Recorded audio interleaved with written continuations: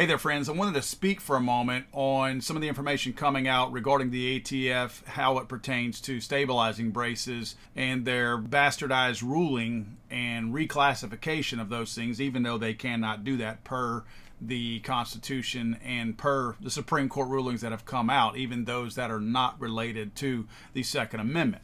The ATF was kind of low-key busted in begging the government for more money because they're claiming that they're going to have all this extra new work to do once they implement their new policy regarding stabilizing braces. What their intent is to make you now register any kind of firearm that has a stabilizing brace connected to it as a short barrel rifle. What they're doing is they're giving you a gift. They're giving you a $200 gift. Now you won't have to pay for your tax stamp. Now, let me back up for a minute. For those of you that might be wondering, wasn't that ruling supposed to come out in August, which now it's September, so obviously it did not come out, or at least the implementation of their ruling, rather. It's been pushed back since then to December, partly because the federal government apparently is not real good at vetting anybody, which would include IT departments, anybody in the computer or tech industry.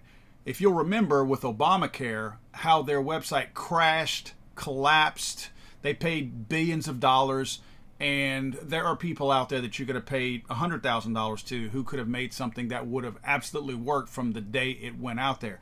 Don't give me there are too many people out there using something so it crashed excuse. These are modern problems that people who are qualified prepare for and prevent from ever happening. But our federal government cannot do that. Well, same thing here. I guess the ATF had the foresight to look forward and realize that there are going to be a lot of people that are going to register these brace-equipped weapons out there, and therefore they're assuming that they may have a run on their database or on their computer system. Now, they're saying upwards to 4 million braces out there. I've spoken with people in the industry that said there's more like 8 million braces out there, because I know one organization, one company, who said they've sold 4 to 5 million by themselves. I've heard people say 40 million. I don't know about that. I'm not discounting that, but that seems like a far leap from that. Let's just say 10 million, right? Let's just say that. So they're assuming that 10 million people trafficking to that website could potentially crash it. So they needed more time to build it up, strengthen it, fortify it, whatever they're going to do that, which is, again, really stupid. All it takes is a couple of people who are actually qualified, not filling quotas, not token people. That's what they're looking for. If they would just hire the best person, they could do that in a week and fortify that website. Now, I'm not trying to speed things up for them. I'm just saying this is how the government operates. They make no sense, and they'll still fail. I want to point this out. When December rolls around and people do go into this database, they're still going to fail. The website's going to collapse. It's going to crash unless nobody goes in there. They went and asked for more money, and they're kind of divulging what they're having to do. What essentially is going to happen is you're going to have what they're calling an amnesty period. This is supposed to make us feel good about something. Let me first use the word amnesty. Amnesty is used to give somebody a grace period whenever something is supposedly assumed to be being done wrong, but now they're granting you that amnesty to forgive you for it. Here we go again with the signaling and the messaging when it comes to firearms. You guys have a stabilizing brace. It's wrong. I'm speaking as if I'm the ATF. You guys bought a stabilizing brace. It was a bad thing to do, but we're going to forgive you this time. If stabilizing braces are so dangerous, why are they being forgiven at all? I'm not trying to be a smartass here. And I'm certainly not trying to get anyone in trouble. And I'm certainly not trying to get the ATF to backtrack on anything, not like they listen to me. But I'm going to use the same argument that I use on red flag gun laws whenever you pull a guy's gun, but he was the danger. Why are you leaving him out there? Well, the same thing here.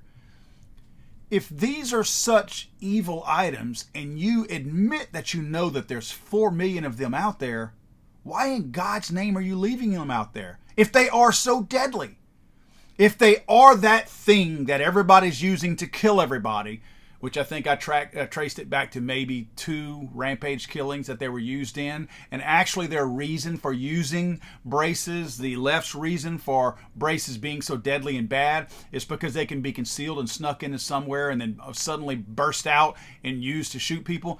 Neither one of those rampage killings were used like that. They rolled straight into their places with their AR pistol with the brace on it, cocked and locked and ready to roll. They weren't disguising that. They weren't hiding that. They weren't trying to somehow or another conceal it. So your argument is bogus. But again, I'm going to go back to my original point. Why are you granting amnesty if it was such a bad thing? If these things are so bad, how come you're not going to scoop them up? Remember how bad and deadly and mean and evil the bump stocks were? Suddenly you outlawed them. You didn't give anybody amnesty on those. You told everybody to destroy them. If they're deadly, why are they allowed? It's because they're not. It's the point of control. They're wanting to funnel everybody in to this one little area to where now you feel like you're getting something free, like a $200 tax stamp. Nothing free is free. They make you feel like, oh, cool, yes, I get to SBR my rifle now. Do you realize all the rules that come with that, all the restrictions that come with that? You might get what you perceive as being free, but you're paying for it in so many other ways. You are now tied to this firearm for the rest of your life. You cannot transfer, sell, loan, borrow this item to anybody. This is now an item that is stuck with you because you because you registered it as an SBR, and you cannot just arbitrarily make decisions like you would with your normal firearm. Now, do I think that that's right? No, of course not. I think SBRs having a tax stamp is absolutely stupid. That needs to be done away with. I feel like the right people somewhere along the line need to just wipe the whole thing out, because that's a stupid law to begin with. But now you're going to be subject to all of that. You want to cross your state lines? Look, guys, I'm half an hour from the state of Texas. I want to go shoot a competition in Texas with my brand new free tax stamp SBR. Can't do it. Now I need to apply 30 days, at least 30 days in advance, for permission to go across state lines with my brand new free tax stamped SBR. That's right. You don't just go with it. You don't just do what you want with it. There are additional rules that will now apply to your before perfectly free to move about firearm. Now you have all these restrictions piled onto it. Another thing they're going to accomplish, other than just a big, nice, fat quasi-gun registration, is all these 80% receivers that were made into AR pistols out there. Well, now this is another way for them to backdoor register those. Because remember, they hate ghost guns. Ghost guns. They hate them. They're scared of them, even though they're not a threat, and they're no different than any other firearm out there other than a number stamped on the side. No more dangerous, no less dangerous. But this is a way that, you built that firearm now, you put a brace on it, we need you to register that. So they're now going to be able to capture all of those, because a lot of people have done that. There's been a lot of that. Some of the things that really kind of bother me about this is the fact that the ATF is one of the only organizations, and probably every federal organization is like this, I simply don't deal with many of the other ones, that can get away with being wrong consistently and never retract the fact that they were wrong, never correct it, never even apologize and say, we made a mistake here, we were wrong, this is what we're going to do now. They just create a new rule and ignore the old one. What do I mean by that? There have been a decade of people purchasing stabilizing braces.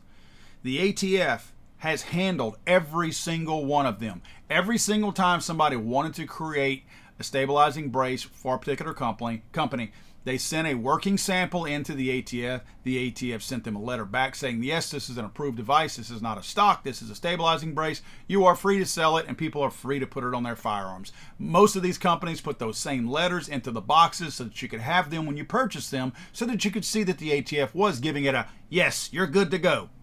Now they just changed the ruling. So every ruling they've made in the past was wrong. I don't see anyone admitting that they were wrong.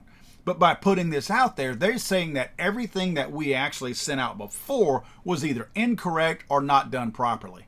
So they contradict themselves on the regular regarding these types of issues. So in other words, we can never trust anything that they say because they have been consistently wrong for so many times that all we can expect from them is more inconsistency, more incorrectness from them.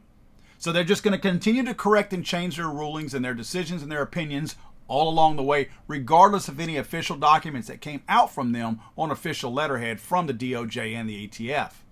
I see these guys lazy and soft and going after law-abiding Americans that are not breaking the law, that are doing everything the way they're supposed to, get up in the morning, go to work, have a legitimate job, don't do anything illegal, don't do anything wrong, and they come home, and now because you changed your mind, now you're wanting to make them into a criminal. Meanwhile, you're doing nothing for criminals out there who are truly trafficking firearms. You're doing nothing. I see zero effort. Yeah, every now and then you see somebody stumble across something and the ATF scoops in there to say, look what we did. You'll have the state police or a sheriff's department from a local area get in there, bust somebody, and then they find that they have firearms that, I don't know, they scratch the serial number off or whatever, and the ATF swoops in there and they say, look, we took all these guns away from these people. No, you didn't. The ATF is putting more effort into going out there visiting people like you and me than they are anything else. They're not forming. When have you seen the ATF drive into downtown Chicago looking for these people, these hardcore, vicious criminals? Maybe Detroit, maybe Baltimore, maybe check that out, maybe New Orleans. I can show you some places in New Orleans that you might want to go. Ninth Ward, I can take you there.